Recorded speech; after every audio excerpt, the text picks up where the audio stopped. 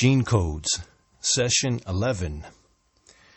Today I'm going to take a look at bioenergetics. We're almost completed with the list of coming soon, and then I will start going into more specifics on, I'll cycle back around and I'll start going into more specifics into each one of these different systems that I've been talking about in the Gene Codes. And bioenergetics came across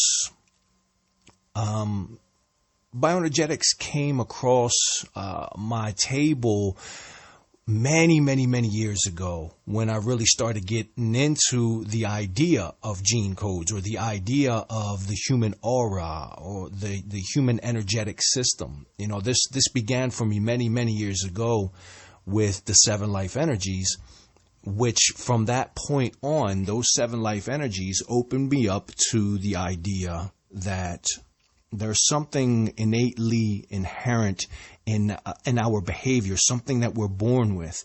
And because I was open to this idea, I naturally became open to other ideas. So because this was a concept of energy, right? The natural life energies, the 7 life energies. I'm a dynamic assertive, and there are dynamic aggressives, and there are adaptive aggressives. And so you have all of these different types of energy. But the thing that really fascinated me the most was the idea that it was an energy, right? So I'm not looking in my genetics, even though genetics has something to do with it. And so I opened myself up to the idea that there is this energetic field that our physical body resides in. We tend to say, you know, the spirit within us, or our soul is within us. But I really believe that it is the opposite. I believe that our physical bodies are incorporated into our soul, into our energy field. Our energy field is much larger, much larger than our physical body. But I started to become fascinated with this human energy field, right? And so I'm looking into the human energy field, and I came across the work of Barbara Ann Brennan, who wrote a book called The Hands of Light, and it dealt a lot with the science behind Reiki and the explanations behind Reiki and the human energy field, the chakras, the different layers of the human energy field. Barbara Brennan, I believe, was an astrophysicist who worked at NASA. And ever since she was a young girl, she had the ability to see not only human auras, but the energetic field, the auras in life. And so she thought it was absolutely normal. She never questioned it. She lived out in the countryside, so she never really questioned seeing energy fields around trees and flowers and animals and people. It wasn't something shocking or surprising to her as it would be to, let's say, me if I wake up tomorrow morning, or you if you wake up tomorrow morning and start suddenly seeing auras around people and things. So it was absolutely natural to her. And as she became a teenager, this kind of faded away, and she never really questioned it. She never really talked about it, because she just imagined that it was a natural, normal part of life.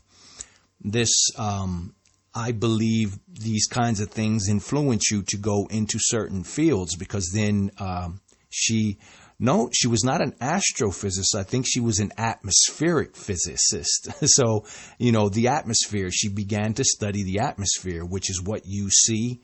When you're seeing auras, you're seeing the atmosphere, the energetic atmosphere of a person or an object or a creature, a thing.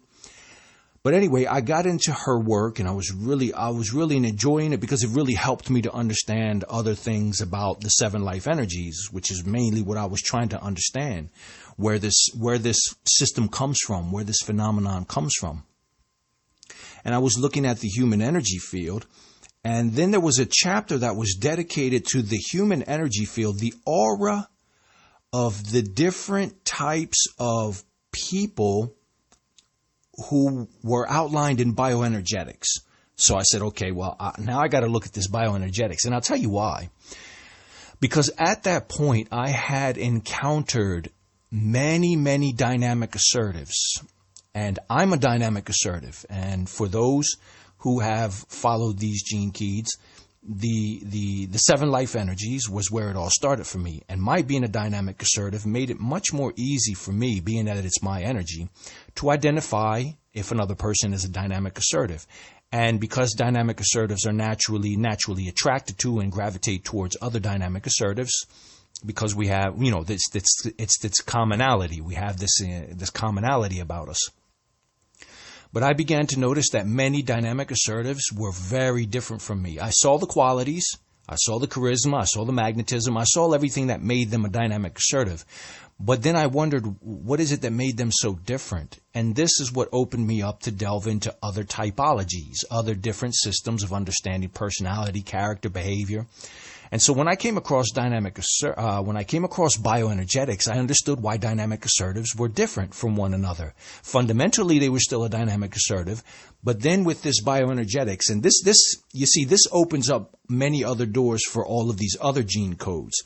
So I was looking into the bioenergetics, and obviously as I'm looking into these systems, I'm trying to identify myself. I'm trying to identify which character am I. So in bioenergetics, now what makes bioenergetics a little bit different and a little bit unique is that we're still dealing with energetics, as the name suggests. But we're not dealing with something that you're born with. We're dealing with something that comes out of your conditioning from your childhood. Because when I delved into bioenergetics from Barbara Ann Brennan, I went to Alexander Lowen. That's his name, Alexander Lowen, because he was the one that was mentioned in the book, and he was the one who she studied with and studied his work. So when I got into Alexander Lowen, I realized that it was really had a lot to do with psychiatry, because Alexander Lowen was a student of Wilhelm Reich. And those of you who have studied anything in the world of energy, you may have come across the name Wilhelm Reich. And if you haven't, Wilhelm Reich was a student of Sigmund Freud. And I'm sure if you're interested, if you're into any aspect of psychology, you're going to come across the name Sigmund Freud. So Sigmund Freud had this student, Wilhelm Reich, who disagreed with his methodology and disagreed with a lot of his principles. And not only that, but Wilhelm Reich was really big into energy. And so he challenged Sigmund Freud and then started to develop his own methodology for understanding his patients. And one of the things that he noticed that he disagreed with Freud was that you have to look at your patient, and you have to notice their breathing patterns, and you have to notice the tension that exists within their body. And this is where bioenergetics came out, because what Wilhelm Reich and Alexander Lowen began to notice was that different energy patterns of tension caused the body to actually change. So they came out with this typology that was based on schizoid, the oral, the masochist, the psychopath, and the rigid. And these were all terms and things that came from the world of psychiatry. But what they did, what Alexander Lowen together with Wilhelm Reich did, and Alexander Lowen was really the one that pushed it forward and became and popularized the idea of this form of psychiatry, this different form of looking at the psychiatric conditions that people have, whether it's schizophrenia, whether it's psychopathy, and seeing it within the body. That's what bioenergetics essentially is all about, is that our bodies will form a certain way. So take the oral, for example. I like the example of the oral because the oral is a very skinny person with a somewhat large head. And this is due to the tension that is created from within a child that feels that he is going to be abandoned by his or her mother. And this creates tensions within the body that then cause the person to become clingy, to feel malnourished on a spiritual level, and then essentially in life becomes malnourished. And I've seen these types of people, and I've seen these body structures, and it's amazing because in this concept is basically what it's saying is that during your childhood, you're going to have certain types of conditioning which are going to influence the tension that your body holds.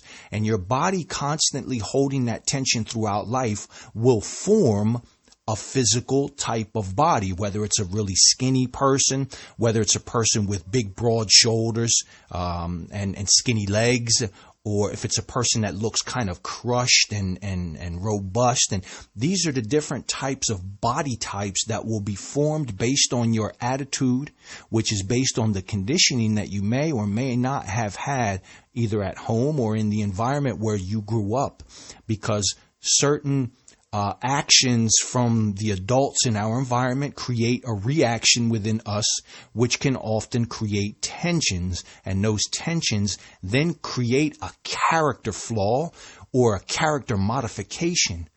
It influences your character. So as opposed to a lot of the other gene codes, this is not something you're born with. It is something that you are conditioned into, but it is nevertheless an energetic quality that then influences your genetics, obviously, because your physical structure is changing, and your physical structure has a lot to do, your DNA has a lot to do with your physical structure. Your genetics has a lot to do with your physical structure. But adding these energetics in, your physical structure may be the way that it is today based on how you were treated when you were a child. We'll go into more of these in the future as we go through the remainder of these overviews. And as I suggested in the past, there are 5 types in the bioenergetic concept. So be ready for 5 sessions that will deal with each one of those one at a time. Listen, as always, thank you for the support. Thank you very much for listening, and I hope that you are enjoying these shorter segments of the SmartCast. We'll catch up soon for another session of Gene Codes.